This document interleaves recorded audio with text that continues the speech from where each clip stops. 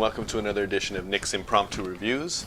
My name is Nick, and today I'm going to review Seven Wonders by Antoine Bauza, and it was published by Repos Games, but I believe that the first edition was published by Asmodee Games. Seven Wonders, it's like it says, it's about the seven ancient wonders of the world. It's a light civilization building game.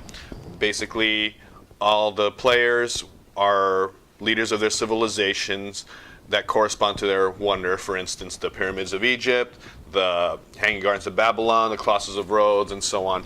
And so you control those civilizations. You're in a sort of a race to build your civilization, upgrading your buildings, making money, and building up your military, and who knows, maybe along the way build your wonder, okay? And you get victory points for that. So whoever has the most advanced civilization wins the game.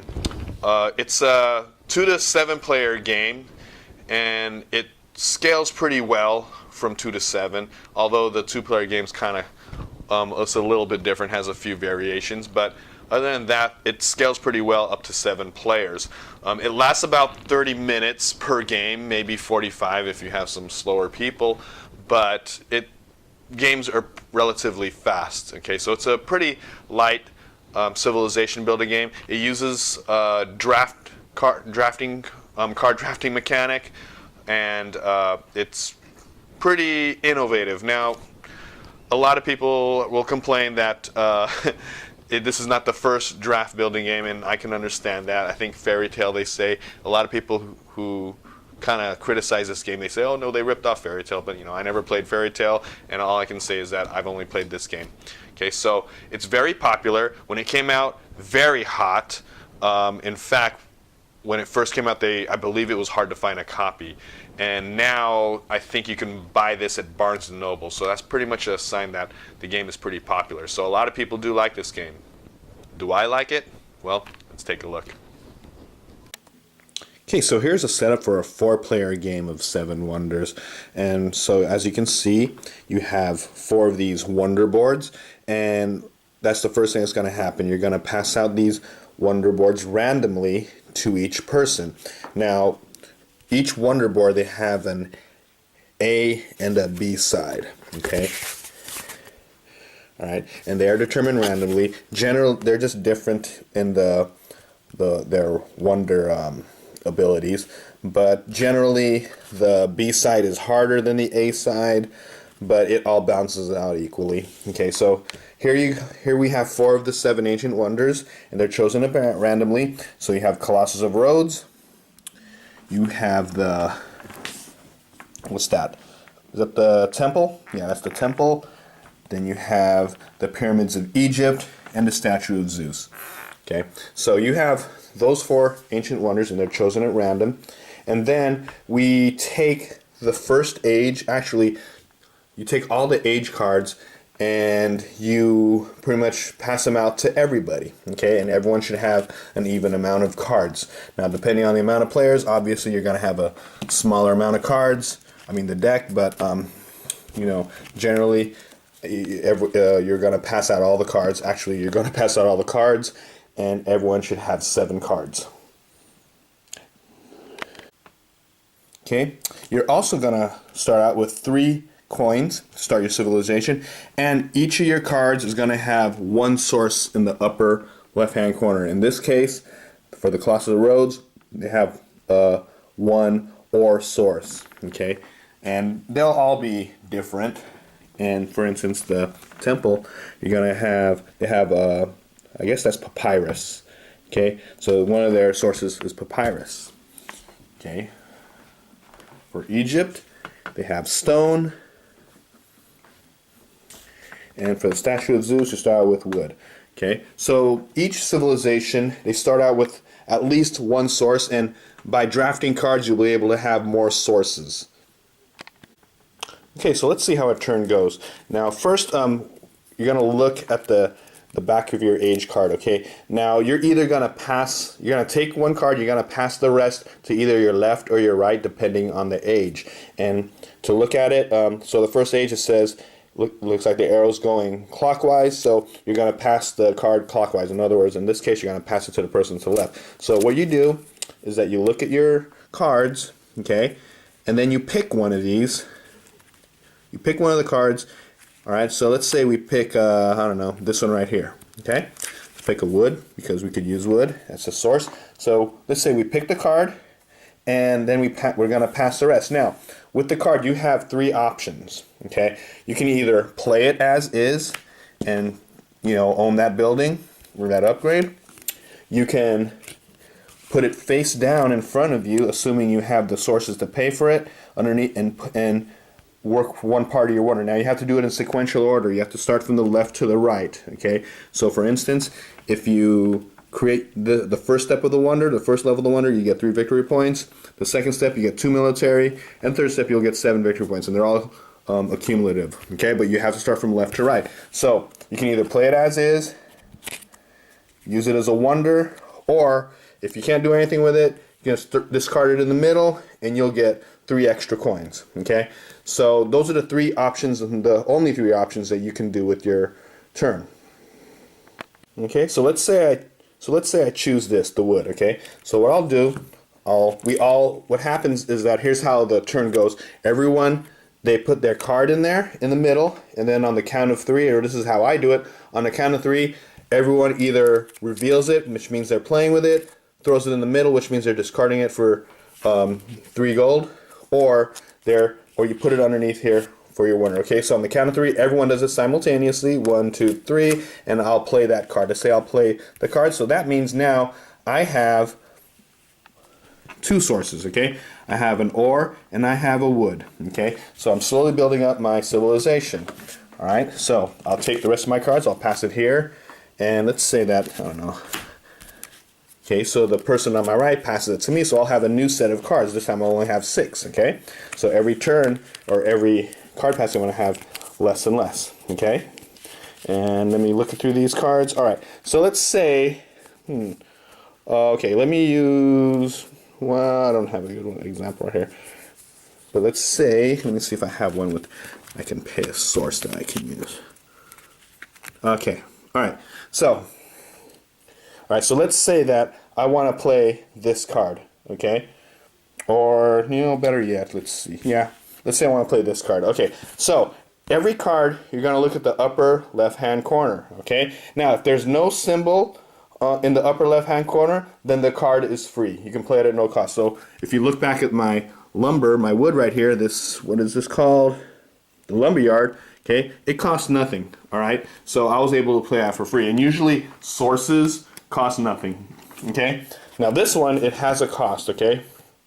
It has you need 1 papyrus, okay? So that's a symbol for 1 papyrus, all right? Now, unfortunately, I do not have a papyrus, okay? So I cannot play it from my sources. However, what you can do, you can look at your neighbors, your player to your left, or the player to your right. If they have the source that you want, in this case they have paper, so my neighbor who owns the temple, right, they have the paper, I can use their sources, but I have to pay them 2 money, all right? So if I pay them 2 money, I have the source to build that, so now I'm able to play that because I gave him 2 sources. In contrast, if he wants to use any of my sources, the wood or the ore, the owner of the statue of Zeus, they can pay me 2 gold to use one of my sources. Okay? So that's pretty much how that goes, and you keep passing the cards around, and some cards, they have different sources. Now, unfortunately, the player who is not adjacent to me, I won't be able to borrow their source. Okay? So the owner of the pyramids, if you can read it upside down, the owner of the pyramids has a stone. I will not be able to play this card, for instance, because I don't have stone and neither do they. Now, eventually later they might have stone and you can buy it later, but right now I'm pretty much limited. Okay, so once all the cards have been passed out in the first round, your boards are going to look something like this. Now, I apologize. This is kind of cramped. It's really, it looks like a cramped mess, but I'm trying to cram it all in for the camera shot. But anyways, yeah, your boards you're going to pass out all cards, you're going to play them, or either discard and get money, or use it for your wonder, which none of them did. But anyways, that's how your board's going to look something like this. Now, at the end of the round, okay, you're going to work out military. Now, this is the first age, okay? And like I said, there are 3 ages. And what you're going to do is you're going to calculate military. Now, military is simply count how many of these symbols you have, okay? So, for instance, Colossus of Rhodes, right now, well, they weren't able to build their wonder, so they're not able to use that. They have 1 military. And what you do, you compare it to your neighbors. So, let's look at the military of my left neighbor right here, okay? And they have no military, so they have 0 military. I have 1, so I beat them. So that means for the first round, I get 1 point, and they get -1 point military. Okay. Now, in the second age, after the second age, military is worth 3 points. Victories are worth 3 points. So if you win the military in the second age, 3 points. But then the loser still only loses 1 point. Okay. So now let's compare the side over here. Well, looks like they have 2 military, so they beat my 1 military. So I get a -1 military, and they get a +1 military. Okay, so you go around the table, compare militaries, right? We already resolved that one right here. Military right here, they have 1, they have 0, so unfortunately this one gets another -1 military, and the pyramids of Egypt get a +1 military. They're going to compare theirs. 1 military versus 2 military. Okay, so again, they lose 1 military, and looks like the statue of Zeus, they get another military. So that is one way to get victory points, okay? And the other ways to get victory points are simply through your gold and the cards, and we'll take a good look at the cards right now. Okay, so that's pretty much what the gameplay is like, and I showed you how to get victory points through military. Okay, so it really didn't explain how other ways you can get victory points, and there are several ways to get victory points, and it's all about the cards that you get. Okay, so I showed you a little bit of how the resource cards work, but let's just go over the cards that we went over in the first age. Okay, well, first of all, we have these are the resource cards. Okay, and they're denoted with the brown background or the gray background. And the brown basically natural resources, and the gray means it's manufactured resources, but no big deal. They're all sources regardless. Okay, so these sources in general, they don't cost anything. So notice they don't have any symbol back there. Okay, so first round usually you would want to try to build some sources that you want. And that's when you get to look at your neighbor. If they have a source that you don't need, you may want to draft the source yourself. Okay, so so these things are the sources. All right, and they're very important. They're like the currency of your cards. Now these blue cards, they're just straight up buildings, and they give you straight up victory points. Whenever you see that little symbol with the little olive branches around it, right? That means victory points. Okay, and some of your wonders, for instance, the temple again, right? They have if you build their first level, and it'll cost you 2 stone. If you build it first level, you get 3 victory points straight up. So whenever you see that symbol right there in the middle, that means victory points. So you play this card, bam, 3 victory points right there. Okay. All right, now focus, focus, focus, focus, focus. Okay, so now these yellow ones are markets. What they do, they let you trade for cheaper. Now remember how I said if you want to borrow a source from your neighbor, it costs 2. Well, if you have this card, you'll be able to get a discount, so you'll only have to pay 1. Okay, so if you want to buy any of those sources from one of your neighbors, you only have to pay 1. Okay, what else? Okay, we have military. Okay, so that symbol means military, and I already showed you how that worked out.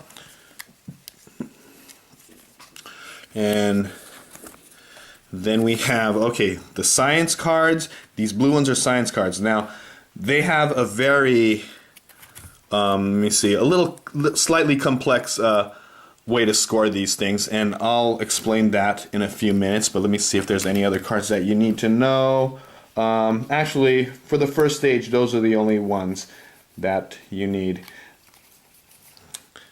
I'll discuss the science right now. I might as well just do that right now since I have it out. Okay, so here's the thing. So these are the sciences. Now there are three types. There's, oh man, I forgot what the symbols were. Okay, but you have a compass, you have I don't know, some sort of gear, and you have a tablet, okay? And each is a different school of science. Now, if you collect all, okay, you get 1 point for each one, no matter what. You get 1 point for each one. If you collect a set of 3, that is +7, okay? So, for instance, right here, if I had these 3 out, if I played these 3 on my card, on my wonder, or on my side, I get 1, 2, 3 +7 because I have a set, so this will be 10 points for me, okay?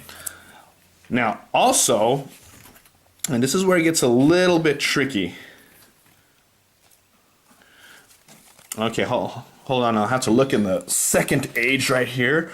All right, so let's say we have that tablet right there, and let me grab another one if I can find one.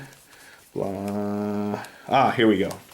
Okay, so let's say I have 2 tablets, okay? I have 2 tablets, 2 of these tablets. Now normally they would cost 1 each, but since I have 2 of the same, they go by a square method, a square scoring, okay? So basically, you take the number of what you have like, and then you square it. Okay, so for instance, 2, I have 2 of these, 2 squared is 4, all right? Now, if I had 3 of them, let me see if I can grab another one.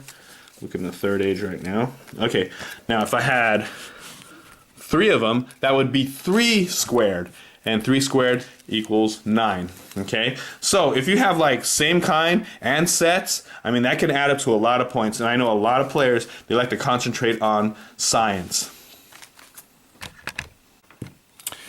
Okay, and finally you have the guild cards, these purple cards, and they are very, very powerful, in other words, for victory points anyways. But however, they do cost a lot of sources. So if you look on the side right here, yeah, they do cost a lot, okay? But if you were able to play it, you'll get a lot of victory points. Now, these guilds only show up in the third and last age, okay? So by the time you get to them, hopefully you'll have those sources, okay? And let me just give you an example of a few of these. All right, so, and like I said, there's a lot of symbolism. Okay, so if you play this, by paying all that, you'll get 1 victory point for every level of wonder. In other words, every level. So let's look at this wonder. That's level 1, that's level 2, that's level 3. Okay? So every level completed by your left neighbor and your right neighbor and yourself, you get 1 victory point. Okay? So that's pretty powerful. This one, for every military that your neighbors have, you get 1 victory point. It doesn't count yourself though, it doesn't have the arrow pointing down. This one, you get a victory point for every brown card, every silver card or gray card, and every purple card you have in play. This one, you get 2 points for every gray card your neighbors have. This one, you get a point for every blue card your neighbors have. And this one, you get a victory point for every gold card that your neighbors have. Okay, so these guilds are very powerful, and they do cost a lot. Okay, so though that is, the cards are probably the second most common way to get victory points. And finally, the third way to get victory points is by your wonders itself. Okay, now not all of them have victory points. Actually, I think most of them do, or do all of them do? Anyways, I'll check it out. Anyways, here are a few examples. So if you're able to play the first level of your wonder, you get 3 victory points. The second level, and then the third level, you get 7 victory points. Now remember, you have to do it in sequence. You can't just do that and that. You have to do that first before you can do this one. You have to do that one first before you do that one. And yeah, so it has to be in sequential order. So for instance, this one, if you complete the first level, it'll be 3 victory points. And like I said, what you do, how you complete that level, okay, instead of playing the card, what you do, you take the card face down, and you put it underneath, and you got to pay the cost, and right there you get 3 victory points. And then you play the next level, you take on one of your drafts, you pick a card and you put it under there, okay, and so on. So here you can get victory points from there. Ooh, look at this one, Pyramids Egypt. Every level gives you victory points. You get a 3, 5, and 5, and it is cumulative. And here you get victory points, and then you get military and another set of victory points. And yeah, so this is the third way to get victory points, okay? So the 3 ways to get victory points are military, cards, and your wonder itself, okay? So you go with 3 different ages, 3 ages, add up all the victory points. Whoever has the most points wins the game. Okay, so as you can see, the gameplay is very simple, but it's all about the cards. And so, I mean, really, all you have to do, you draft a card, either play it, turn it in for money, or use it for your wonder, and then pass the rest. And you just repeat that 21 times. Okay, and now that seems like a kind of a dry gameplay mechanic, but it's actually pretty deep, because as you go on, cards start running out. Your chances of trying to build your civilization, the decisions become real tense at the end. Okay, and you have to make some real critical decisions. Okay, so at the beginning you're saying, okay, I have these swords. You can pretty much do whatever you want. Then you have to pay attention to your neighbors. Okay, so I mean, because ultimately you want to be the one who has the most victory points. So you got to pay attention to your neighbors. Should I pass them this card, or should I bulk up on military? So you got to keep a track of a lot of things, especially toward the end. And those simple decisions those decisions that seem simple at the beginning, they start becoming very critical at the end, and that's what makes this game real tense and real fun. All right. Like I said, when this first came out, it was like the new hot game, the new hotness. Okay. Yeah, a lot of people went out and bought this game. It was very popular when it first came out. In fact, I think Asmodee, they ran out of copies. Okay, and I remember when I was introduced to this game, it was at Strategicon. I came over, someone invited me to play. I played it several times. I liked it, and I tried to look for a copy, and I couldn't find it anywhere. Okay, unless it was on eBay and they're selling it for a ridiculous amount. But now that Repos Games took over, it's readily available. Okay, so you'll have no problems finding this game, and like I said, you can find this at mainstream retailers like Barnes & Noble. Okay, so Seven Wonders, when I first played this game, it was, it was okay, I guess. I didn't see the strategy at first, okay? It was kind of like it was a deck building game, but, or not a deck building game, a card drafting game that, that I thought that was pretty interesting, that mechanic. But then I thought that I didn't really see the strategy. I thought there was a lot of luck involved, okay, because it really depends on the hand you get. But then as I played it more and more, I realized there's a lot of strategy in this game, okay? You really have to pay attention to your neighbors, okay? Like, for instance, if your neighbor to the right is building up on, like, science, okay? You don't want to give him that one that'll give him a set or give him points, okay? So you'll probably just draft a card and play just to prevent it from him. And the same can work against you also. And then you got to keep track of their military. Okay, how much military should I build up? And you got to think, are more military cards going to be passed to me? So after I played a while, there is a lot of depth to this game, and the more I play it, the more I enjoyed it. Okay, so it wasn't one of those games that right off the bat I was wowed by it. But after I played, yeah, I do like it. And you know what? I've always been fascinated ever since I was a kid about the Seven Ancient Wonders. The Seven Ancient Wonders of the world, especially Colossus of Rhodes, because no one really knows what it looks like, and it's a big. I heard it's a really big statue where ships ran underneath the legs. Some say it didn't, but I don't know. But then again, I guess you can say that with statue of Zeus. But anyways, I digress. But yeah, I was always been fascinated by the Seven Ancient Wonders of the world, and also the production value of this game is great. Let's see. So you see the artwork on the box and the instructions, and the artwork on the cards and everything is just, it's really, really nice. Okay, it's real serious, not serious, but they try to depict as best they can the Seven Ancient Wonders. So you see the cards. Well, I can't really show it to you, but maybe I'll show it to you in the pic. But these cards have nice art to it. Okay, beautiful art, and I think that adds a lot of flavor to this game. Okay, and the coins, I guess they're okay. If I recall, the original one, they use wooden chips or wooden coins. Okay, I thought that was pretty cool, the wooden coins. Here you get like these cardboard cutouts. I mean, they're not bad, but I kind of like the original wooden coins, but I don't know. Anyways, so a couple of things about this game. All right, so the good thing about this is that it scales real well with 7 players. In fact, I highly recommend playing this with a full complement of 7 players.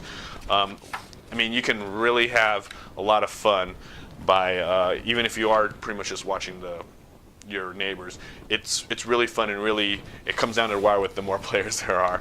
And another thing is that the games are very fast. Okay, now whether that's a plus or a minus, it's up to you.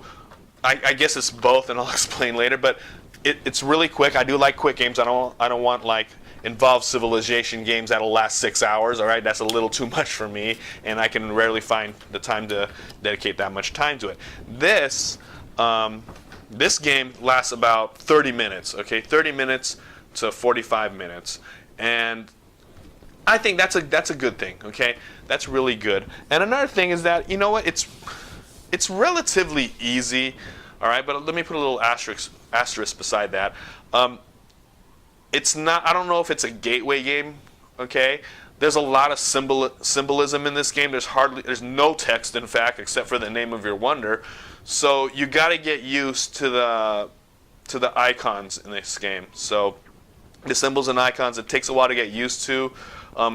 Your first game may be a little clunky, but after you get 1 or 2 in, and once it runs smooth, it's a real fun game. I don't know if it's a gateway game, but maybe after. I mean, I'll probably introduce this to my friends who were just barely getting into gaming. I just pretty much got them into gaming recently. This might be the next step for them, but I don't think it's something that you would introduce to players who don't normally play games. Okay, the draft mechanic may be a little foreign to a lot of people, but I think I like this draft mechanic. And okay, I know you people who played Fairy Tale. All right, I know you're livid about saying how everyone's saying how innovative this is, but you know what? A lot of people, this is their first card drafting game. Okay, I mean, Magic the Gathering, they have a format of drafting, but you know, that's just to build your deck. This actually has to do with the gameplay. You draft a card and you play it immediately. And I know Fairy Tale was the first, okay, but I haven't played it, and a lot of people haven't played Fairy Tale. I'm sure it's a good game. You know, maybe I'll try it out. But for now, I have Seven Wonders, and I think it is innovative from my perspective, okay? So I'll give credit to Seven Wonders. And also, I think the theme. I know Fairy Tale, the theme is like anime fantasy. I kind of like the Seven Ancient Wonders. And like I said, I was always fascinated by the Seven Ancient Wonders when I was a kid. All right, so... Okay, so those are the couple of drawbacks. I think that, and like I said, the quickness of the game, like it only lasts 30 minutes to play, that could be a plus or a minus. I think I like quick games, but I guess because it's so quick, it may not be a main game for the night. Okay, maybe an intro, maybe knock out a couple games. I personally can play a bunch of these games. All right. But yeah, I can see how it can turn off some people. I mean, it's they think it's like a filler game. I don't know. I think if it's a filler game, it's a heck of a filler game. Okay, and another drawback to this is that some people might get turned off by that. You can only sort of be affected by your neighbors. Okay, the people across from you really have no impact on your game or on how you're gonna score. And yeah, that's true. But however, I believe that the 2 expansions, well, not this expansion, the cities expansion, I believe that sort of remedies that. I think I played this once, but I haven't played I forgot how it went. But it was pretty good. And they also have the leaders expansion, which adds a little more things to the game, leaders to the game. So it's a well-supported game.